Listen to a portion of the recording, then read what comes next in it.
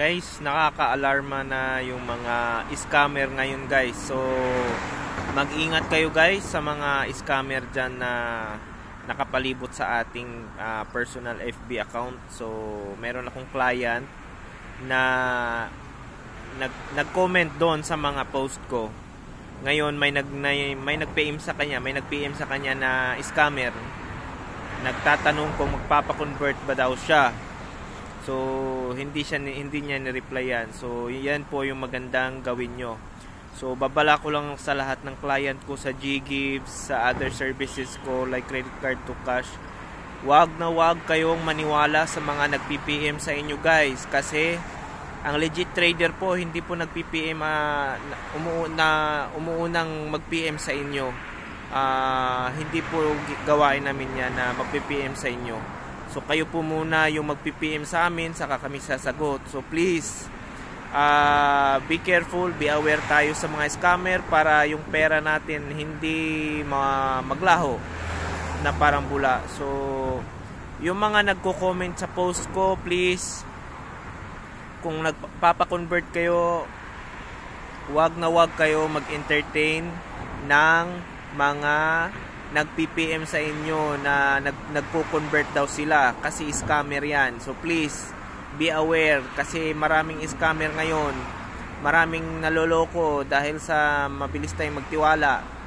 So please, mapanuri po tayo, be aware po tayo sa mga scammer.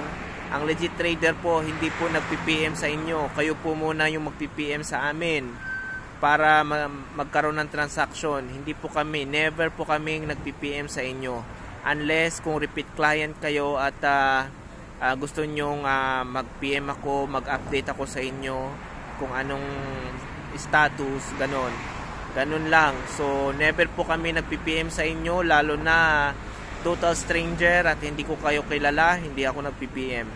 So yun lang. Ingat-ingat po tayo ha. Huwag kayong masyadong maniwala sa mga mababa yung fee.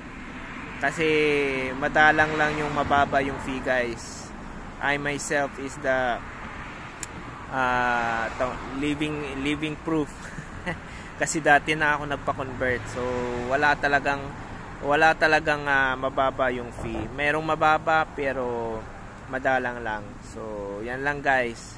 So sa atin nasa 19 to 21% tayo yung fee natin. So depende yan sa merchant availability natin. So yun lang guys, mag-ingat po kayo sa mga scammer ha.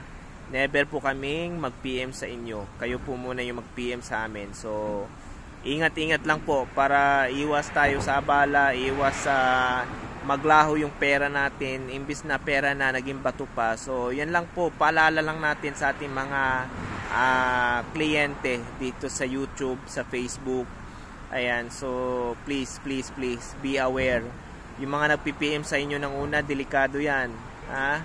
Lalo na pag mga nalalak profile, delikado yan. So please, ingat kayo, ingat sa mga nagpapa-convert ha. Salamat.